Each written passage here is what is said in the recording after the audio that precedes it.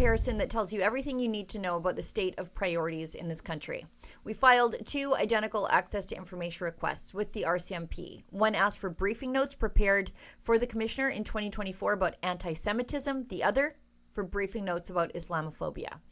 The result for anti-Semitism, no records exist. 0 pages, not even a sticky note. For Islamophobia, the response was, we actually need more time to consult with the Privy Council office before we release these records. Translation, there were so many Islamophobia briefings, we can't even send them over right away. So let's recap. In a year, when synagogues were vandalized, Jewish schools were shot at multiple times, and anti-Semitic hate crimes spiked over 100%.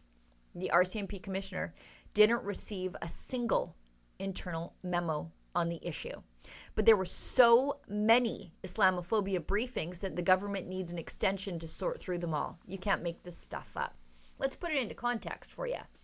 B'nai B'rith Canada logged 5,700, actually closer to 5,800, anti-Semitic incidents in 2023, a record. Toronto police said that 50% of all hate crimes in late 2023, early 2024 were anti-Semitic. Jewish schools in Montreal and Toronto were shot at. One Ontario report found 781 anti-Semitic incidents in K-12 classrooms alone. So while Jewish Canadians were installing bulletproof windows, organizing volunteer patrols, and comforting traumatized children, the RCMP brass apparently didn't find it worth a single paragraph. Instead, their attention was on Islamophobia. So much of it, they needed more time just to get us the documents. Now, this isn't just an embarrassing bureaucratic oversight.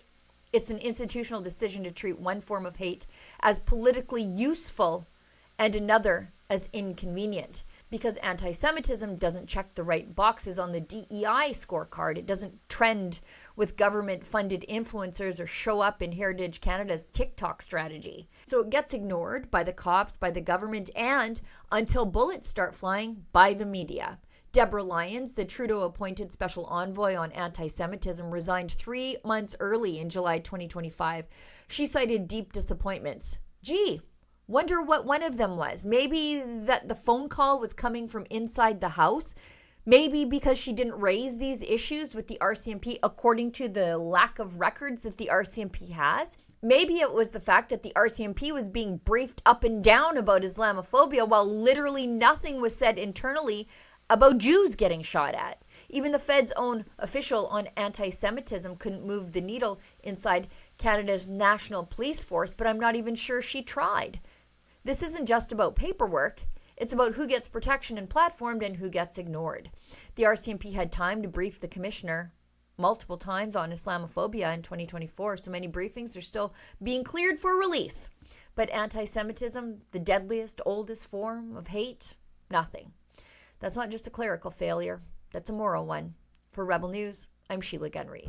These anti-Semitic incidents are being largely fueled by the weekly Hamas hate marches on the streets of Canadian cities. Now, people are participating in these acts of hate, and they are not Canadian citizens. You don't have to go home, but you can't stay here.